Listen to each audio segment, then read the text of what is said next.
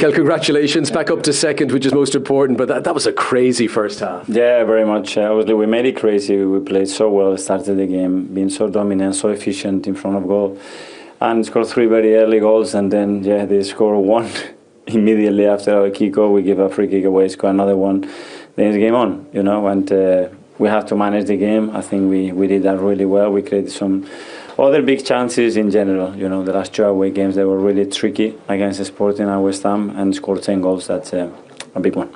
I know you still got some injuries, particularly for defenders, but in terms of midfield and attack, there was a lovely balance to the team today. Yeah, it was. Again, obviously, we knew before the game that we were going to make some subs because of the state of certain players. But we had to manage that, and that's why all the players get the opportunity. Jakub came in, Alex came in, did really well as well. Jorginho, I think he was exceptional. Thomas is out, you bring another player, and he delivers what he's done again, so very pleased. I thought it was very interesting. We all know your corner kick routines and how Gabriel gets space, but Antonio tried to deny him space, but he just wasn't able to pin him down. Yeah, obviously, every team has his strengths and weaknesses. We try to pick up on there and work on that, and very pleased that we can score again. I think is the last 10 goals, I think, is very different goal scorers in very different ways, and that's good. It's a really positive thing for the team. And when you have a first half like that and 7 goals scored, as much as it to calm the players down, to relax, it seemed sort of good game management in the second half. It wasn't as crazy. Yeah, the message is not to relax, is to go for more and sustain and improve. Still certain things that in the first half were a bit sloppy, especially with the direct play, but it's that tendency as well. You feel in control, you feel that there's still a big difference in the scoreline, and probably you are not that efficient, as consistent as we were in the first 7 minutes. The table then starting at the very bottom, where Southampton have just 5 points from their opening 13 games. Ipswich and Wolves making up the bottom 3. Crystal Palace just outside, courtesy of that late equaliser today. Then it's Leicester, Everton and West Ham up in 14th place. At the top of the table, Brighton temporarily occupied second space. That is now occupied by Arsenal after that win. They're 2 points clear of both Brighton and Manchester City. It's a 6-point gap to the league leaders Liverpool. But remember, Manchester City could also close the gap when the two go head-to-head at Anfield tomorrow. For West Ham, Arsenal's XG more than double that of West Ham's, but certainly not 5, and 32 touches in the opponent's box with 159 passes in the final third and 61% of possession. The most important stat, as always, the scoreline. Arsenal take it 5-2. Here's Bukayo Saka. Arsenal are having 5 goals in this game against West Ham, 5 goals against Sporting in midweek, the 3 goals against Nottingham Forest last weekend. And Bukayo Saka is having a fantastic season for Arsenal. It's 10 assists, as Natalie mentioned in the interview there. The record is 20. That was Thierry Henry, and Kevin De Bruyne has done it as well. Good company. So he's halfway there already. He's not just bettered his own stats from last season. He's on his way to a Premier League record, potentially. And as well, he's on his way with a long period of the season without his partner in crime in Odegaard. It's incredible stats. He's just playing with confidence. The smile on his face when he speaks about Man United now, he's already speaking about that Man United. He's always up for the challenge. At such a still tender age, he's so experienced, man, in that dressing room. I mean, he's making that position his own. It's incredible to be that involved at this stage of the season, to stay consistently fit as well. So you got to give credit to him, what they do with himself off the field, because on the field, he just blesses it completely, Jamie. It's incredible to see. What a role model. He's an incredible role model, so intelligent, eloquent, knows the game inside out. He just comes across as a fine young man. It must be a dream for any kind of manager that wants to, whether it's the England manager or obviously Arsenal. And the job that he's doing in the day are just frightening, the level he's getting to, because he can score goals, he can make goals, he's got great desire, he runs in behind, he's so difficult to defend against. And you can see I think Arsenal struggled without Odegaard, but when Odegaard comes back in, that connection, Theo, is just absolutely perfect. But they struggled, but he just took leadership and ownership and thinking, right, we've got our main player out, I will take this team now, and trying to make sure we stay at a level. They weren't quite at the level of scoring all these goals, which Odegaard obviously enhances that. But again, he took leadership, considering how age he is right now. With his positioning, because obviously you played as predominantly a right-sided right winger. Do you feel that it might have improved you? Because with Bukayo, he started as a left back, it seemed, and then he went to left wing, and then obviously Mikel improved me. improved you as a. I hear what you're saying. And shoot, you'd have got more goals. I mean, that's I mean, I scored quite a lot for Arsenal, over 180, but which was pretty good from the right. We know that. Yeah, exactly. I know you could play, mate. Don't worry. No. To be honest, it was a position at times.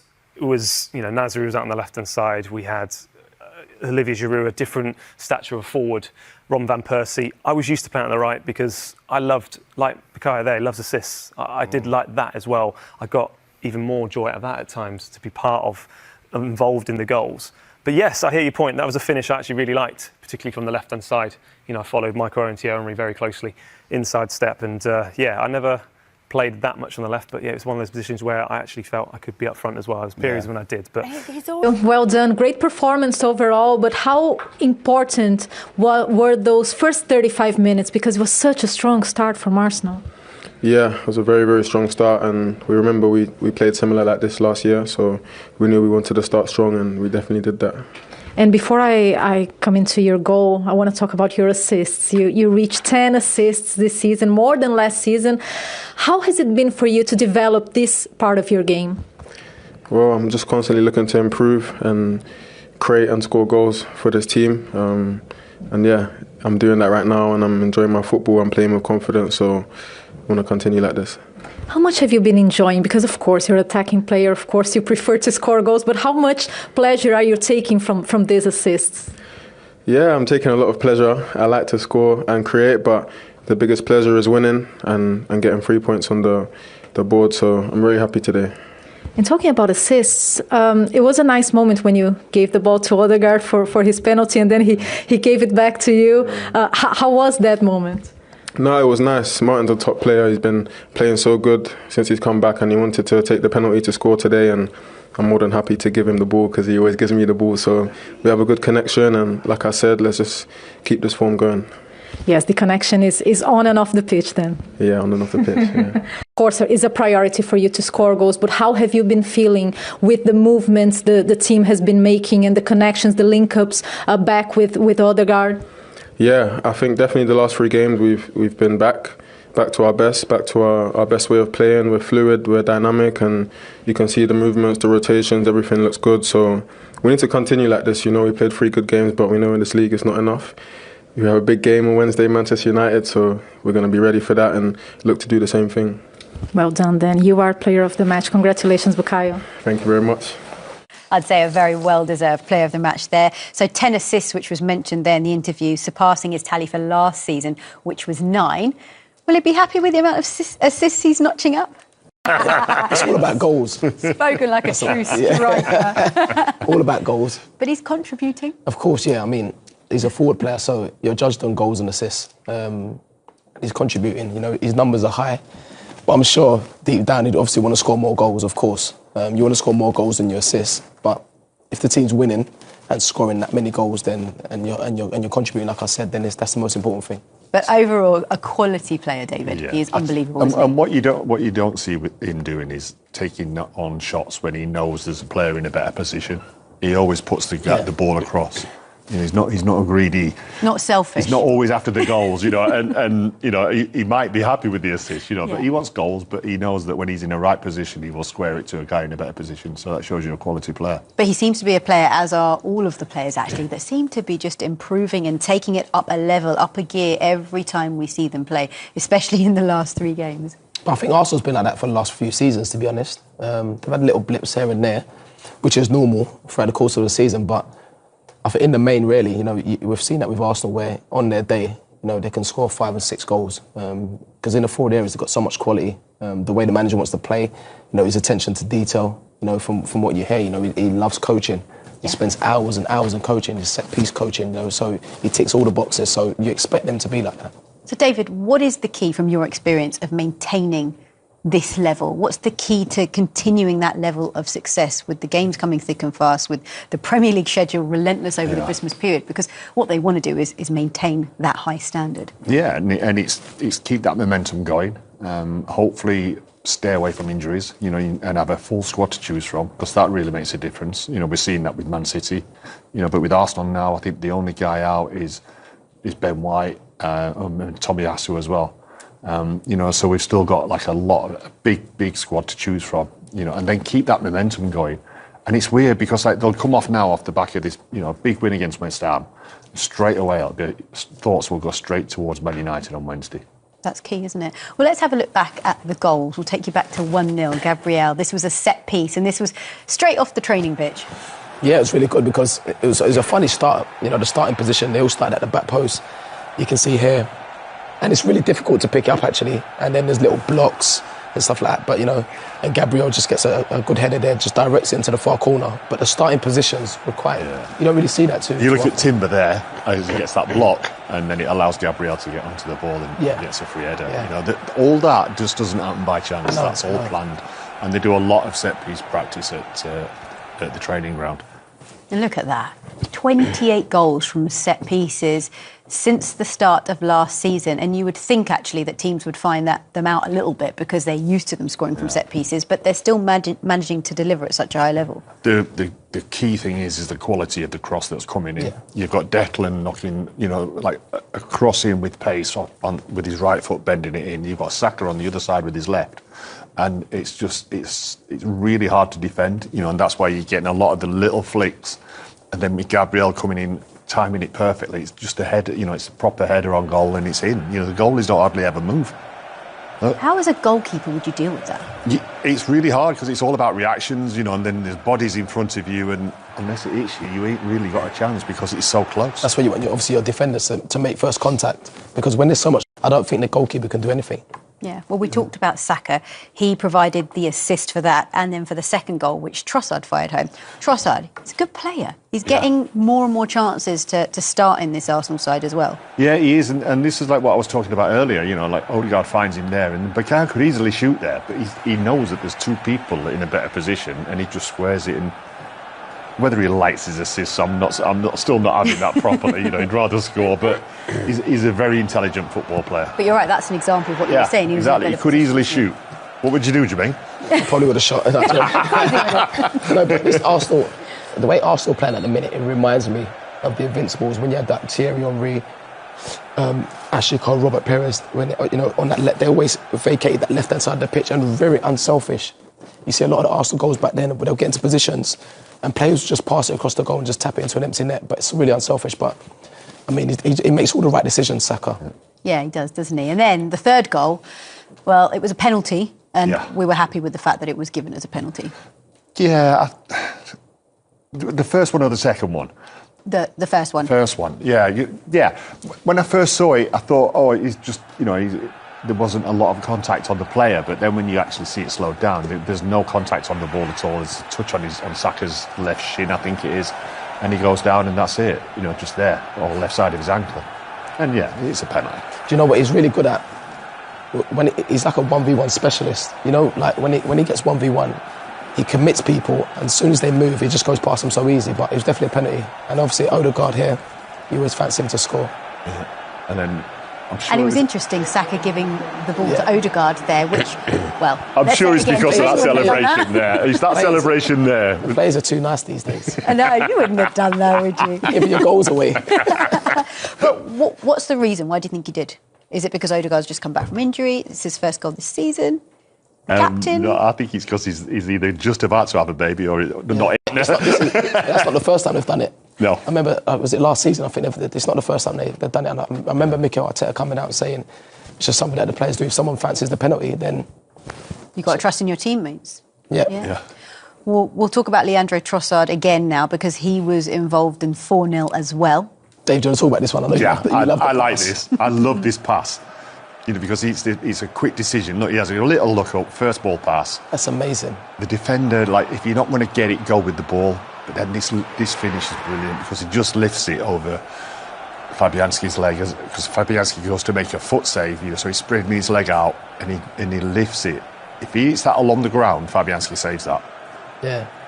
He deserves a lot of credit. Great. He deserves a lot of credit, to be honest. Yeah. But the amount of goals that he scored recently and last season. He's their top goal scorer now. Top goal scorer. Yeah, it looks an easy finish, but it's not, because you've got so much time to think about it and you're actually running straight. Yeah. So you can't really see the goal, but it's a nice, cool finish. Going back to what you said about Havertz, at the start it didn't quite click for him, and I remember the fans were really on his case as well. It was a difficult time. What was the difference? What's made it suddenly click for him? He just seems to fit into the team so well now. I think that's, he's been shown some love as well, by the fans and by the players and the manager, because the manager kept picking him, and he was getting a lot of stick, and people were always, oh no, Trossard's playing, Havertz is playing through it, and then he's got a goal, then he's got another goal, and now there's a song about him, and it's brilliant, about being a waste of money, and he scores again. That's can't do all the song, but Sure. it's quite naughty. The interesting part, also, when you look at the goal scorers, there were 5 different goal scorers today, Jermaine. But it's so funny we said that, because we spoke before, and I remember having a conversation with Thierry Henry, and he spoke about you need goals from all over the pitch. In the Arsenal teams, when you get Freddie Ljungberg, 15 goals, Robert Perez, Thierry Henry, so it's goals all over if you want to go and try and achieve anything. And 5 different goal scorers today, if they do that going forward, it obviously help. We still need a striker. Yeah. Oh yeah. Well, that conversation's gone now, right? Well, I would imagine so. Yeah. It'll never go away, because when we have a game where we don't score, sometimes it looks like we really do need one. But can you imagine if we did have one that was scoring goals? Yeah. Everyone absolutely buzzing. Yeah, they're all loving it. They're all buzzing. Invincibles and the Incredibles are all on there. Invincibles and Incredibles, that's brilliant. OK, well, I mentioned the 5th goal scorer. That was Saka, because it was a penalty given. Fabianski's foul on Gabriel. What did we think of? Analyse everything that he has achieved. Of course, as I mentioned, the 10 assists this season. But there you go, there's an overview of what we've had so far this match week. Brighton and Southampton on the South Coast sharing the points on Friday night. Then it's been a goal fest today. Brentford came from behind to beat Leicester City as Ruud van Nistelrooy watched on from the stands. He takes charge of Leicester for the first time on Tuesday night against West Ham. Palace and Newcastle shared the points. Palace with a very, very late goal there to earn them a very important point. Forest beat Ipswich. It was Chris Wood on the score sheet once again. Wolves lost out to Bournemouth. 6 goals in that match, and then West Ham and Arsenal thought, well, you know what, we'll do one better, and we'll do 7. So we've had plenty to analyse. It's been brilliant, actually, today. And, of course, big games tomorrow as Chelsea host Aston Villa, Manchester United with Ruben Amorim's first home Premier League game in charge as they face Everton.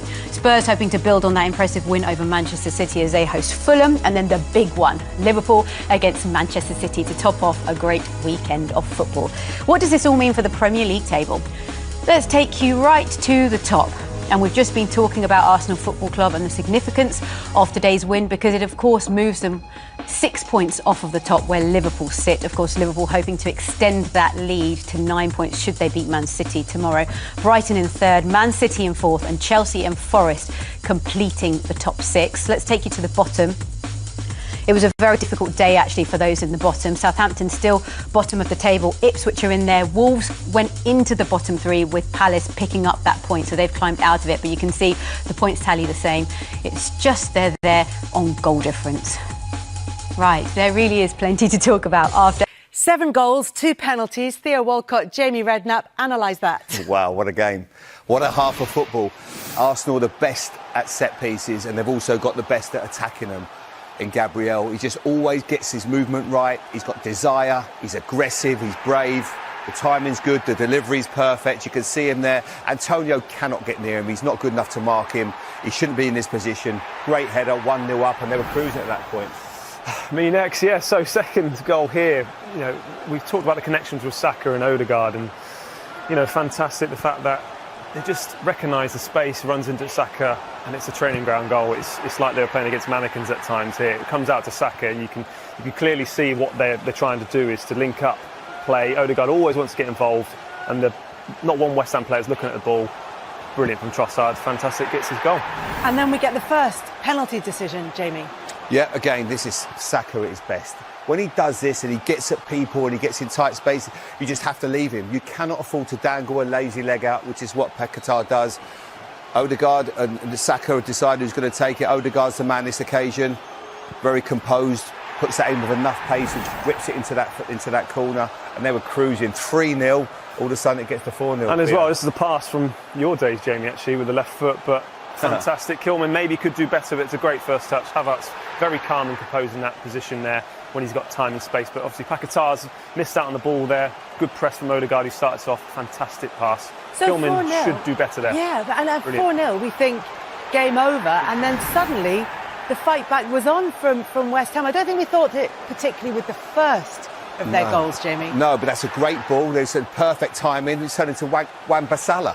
Not Wan-Bissaka. He's getting in 2-2 now.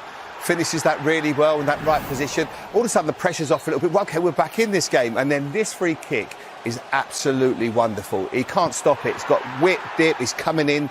It's so hard. You've got look at the size of that wall as well. Havertz, Gabriel and Declan Rice. He still gets it up and down over the top of them.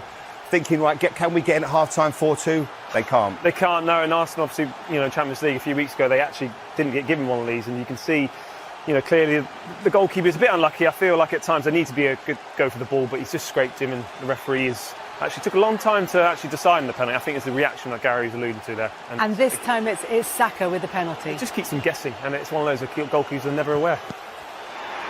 So it's 5-2. And Bukayo Saka is having a fantastic season for Arsenal. It's 10 assists, as Natalie mentioned in the interview there. The record is 20. That was Thierry Henry, and Kevin De Bruyne has done it as well. Good company. So he's halfway there already. He's not just bettered his own stats from last season. He's on his way to a Premier League record, potentially. And as well, he's on his way with a long period of the season without his partner in crime in Odegaard. It's incredible stats. He's just playing with confidence. The smile on his face when he speaks about Man United now. He's already speaking about that Man United. He's always up for the challenge. At such a still tender age, he's so experienced man in that dressing room. I mean, he's making that position his own. It's incredible to be that involved at this stage of the season, to stay consistently fit as well. So you got to give credit to him, what they do with himself off the field, because on the field he just blesses it completely, Jamie. It's incredible to see. What a role model. He's an incredible role model, so intelligent, eloquent, knows the game inside out. He just comes across as a fine young man. It must be a dream for any kind of manager that wants to, whether it's the England manager or obviously Arsenal. And the job that he's doing and the improvements that he's making every single day are just frightening. The level he's getting to. Because he can score goals, he can make goals, he's got great desire, he runs in behind, he's so difficult to defend against. And you can see I think Arsenal struggled without Odegaard, but when Odegaard comes back in, that connection, Theo, is just absolutely perfect. But they struggled, but he just took leadership and ownership and thinking, right, we've got our main player out, I will take this team now and trying to make sure we stay at a level. They weren't quite at the level of scoring all these goals, which Odegaard obviously enhances that. But again, he took leadership, considering how age he is right now. With his positioning, because obviously you played as predominantly a right-sided right winger. Do you feel that it might have improved you? Because with Bukayo, he started as a left-back, it seemed, and then he went to left wing, and then obviously Mikel improved me. Improved you as a... I hear what you're saying. And shoot, you'd have got more goals, I mean. That's I mean, I scored quite a lot for Arsenal, over 180, but which was pretty good from the right. We know that. Yeah, exactly. I know you could play, mate. Don't worry about it. No. To be honest, it was a position at times.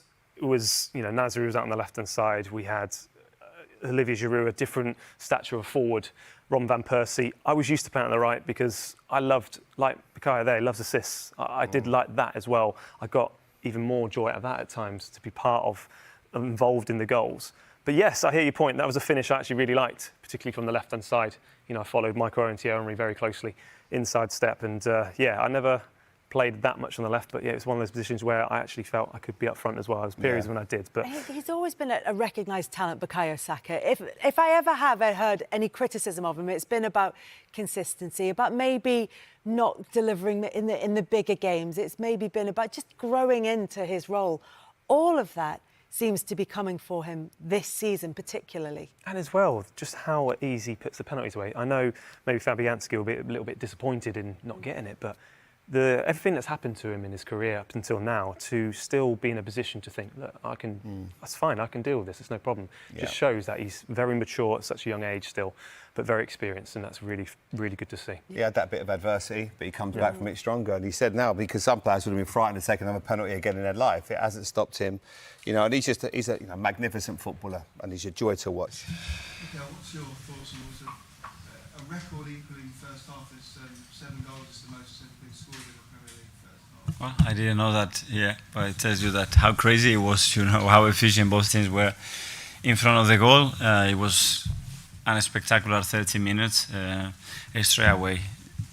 How much the team wanted it, you know, the purpose, the determination, the quality that we deliver to score 3 great goals in different ways, and then score the 4th one as well in a very great way as well. But then after that we had a period that individual quality of them obviously play a big part, 4-2, and then it's game on. You can sense that the energy is changed, and then what's next? So I think it was great to score the 5th one, because obviously that calmed everything down, and in the second half we could play a very different game that it was much suited for us.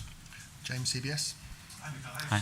Gabriel, was it the knock to the head? No, it was related to the previous injury that he had in Lisbon, and obviously he did great to be part of that, but with that result and with the state with the niggle that he's feeling, we decided to take him off. You played with some great big men, some target men, Fellaini, so many players at Everton. How does Gabby compare to that? Because when he's in the box right now, it's all the opposition can do to just stop him getting to the ball, because when he gets there he scores. Yeah, well, obviously he's a real belief, you know. The more it happens, the more you believe on it. You can tell straight away the body language of the player, how they communicate that something is coming up, which is great. And to have various ways of scoring goals, it makes the team much more unpredictable, the position to have to work on many more things, so it's a good thing for us. Tom, Football London. Hi. It's at half time that all the substitutes were called in very early. What was the importance of having every player in the dressing room for that second period? Yeah, very important. But we had an issue with Gabi, then we have an issue with Ricky as well. Obviously, yesterday we lost Thomas and Mikel and Miles, which was very bad news. But what I'm really happy about is that Jacob has to come in, he does really well. Alex the same. Jorginho, I think he was exceptional today as well. So that's the level. Every 3 days, we're going to need everybody at the best, and it's a good sign that the team can do that. And the quality of having Leandro Trossard to be able to start and play the majority of the games has given you the gift of keeping Gabriel Martinelli on the bench and the rest of the Man United, that quality through the side now showing. Yeah, and scoring, you know, the fact that that they don't know that everybody's on their toes, that everybody has to elevate the level and earn the right to play, and when you have the chance, it's the moment to talk. And that's what they are doing. Dan, for Son. First of all, please tell me that Nicky Over is now on a goal bonus. Sorry? Does set piece now get a goal bonus? He must have negotiated one. That's a question for him and his contract. I'm not sure. I don't negotiate the contracts. Sorry. And secondly, in the build-up, you talked about, ahead of tomorrow's big game, wanting to just show you're still there. How do you feel about how you played in these, not just today, in these three wins this week? Yeah, we've got some momentum. I think we have some flow back, a real determination. Winning 3 consecutive matches against 3 opponents is great, and we're going to enjoy tonight and watch a beautiful game of football tomorrow. Ryan from Mirror. Bukayo, you said before about weathering the storm, obviously 3 big wins now. Do you feel your team have had your bad spell now, and it's coming into the end of the year that you're just going to keep churning out these wins? Is that how you feel? We are in a great moment right now. But in football, be on your toes and be prepared the best possible way for tomorrow, because it's so competitive, this league, the position that we are playing every 3 days, that that's the only thing that you can do, Analyze what we've done really well, a lot of things to improve still today, go again tomorrow. Nick from Haters at the back. Hi. Bukayo Saka, those assists and that goal means he's had direct involvement in 15 Premier League goals this season. Only Mo Salah has got better numbers. What's your thoughts on his contribution to the team? Incredible, because it's the hardest thing to do in football. So a player that can deliver those moments, can impact the scoreline in that way, the value of that is tremendous. And even if the opponent knows it, he continues to do it, and that's a big credit to him. How's his fitness? It's fine. It was fine, yeah. No problem. And finally, I think we go to Davide from Gazzetta dello Sport. Hi. I'm wondering if you can elaborate a little bit more on what happened to Calafio. Sorry, too? Sorry. Well, he's been with Little Eagles in the last few weeks. Obviously, had a very serious knee injury, and he's doing really well. But we have to manage his minutes, and today we have to do the same. Okay, everyone. Thanks very much. Thank you. After the huge highs of that win at Newcastle, how do you reflect on such a big defeat? Evening. First, we are very frustrated because we are at home. despite we play against one of the best teams in the Premier League and around the world, I think that we can do better. This is the first reflection that I have and or thought that I have. And after has been, in my opinion, very, very strange first half. I think that we didn't deserve 2 goals in the first half, and they didn't deserve 5 goals. I think it happened a lot of strange things. The first was one set pieces that we prepared, and in my opinion, has been very, very clear fault. Very clear fault. If it's no fault, I have to review my opinion about the rules when we are working to prepare the set pieces, because there are any limits that we work always understanding the rule that we have. And after we have to better. The second goal and the third goal, in my opinion, has been the third goal was penalty, and the 5th goal before the half, I think they killed the match. We scored 2 goals. We were with positive energy in the half, and this 5th goal was one penalty that you compare the contact in the first goal in the block with Paquetá, and it happened with Lucas and Gabriel. Okay, was penalty. We were unlucky in the decision, but it's not one excuse, because we have and we can do better for sure. But this kind, I try to explain the first half, the strength of the first half, and after the second half, very difficult situation, losing 2-5. I think that the team did well. They show character. They had a lot. We have the third goal 2 or 3 times. We didn't do, but was, in my opinion, the 5th goal. He killed the match. Just to clarify, you think Bukayo was fouled for their first goal? Yes. And then my opinion, the yes. final penalty for when Fabianski makes contact with Gabriel, you don't think that's a penalty? In my opinion, yes. In my opinion, yes. But I repeat, I think that there are a lot of things, the little details that against these kind of teams they are important. But after, for sure, the second and the third goal, I think that we have to do better. But it's not the same to start losing this one match against this kind of team or to start staying draw, because I think that it's different. But okay, it's done. That's why I try to explain the first half feeling that I have. Just to clarify that, Julian, I think in recent years there's been a lot of focus from the lawmakers in football and referees on defenders pulling players at set pieces in the corners. Do you think they need to look now at what attacking players are doing at set pieces as well? No, I only say that in all the blocks, offensive blocks, I think that there are one limit. One is foul or not. If not, is sometimes one player is going to bump and to push. And so I think that this kind of block, all of coaches, we prepare the set pieces with block, and we try to avoid. But in my opinion, in the first goal I have seen a lot of times, it's very clear. He have the position win, and someone comes in your back, put you 2 meters there, you can jump without any intention to play the ball. Other player scores. Okay, well done for them. But for us, we were lucky that we have a lot of talks with the referees about this kind of action. That's why sometimes we are a little bit lost about the interpretation of the rules. This is for me important, but after this, they happen a lot of things for sure. The second goal, the third goal. That's why I try to explain. Julian, how frustrating is it to actually have to be up in the stands watching the game rather than the dugout? It's frustrating, but always to stay, not stay to the bench, in the bench, to help the team or to live in other way. It's not easy to stay there, but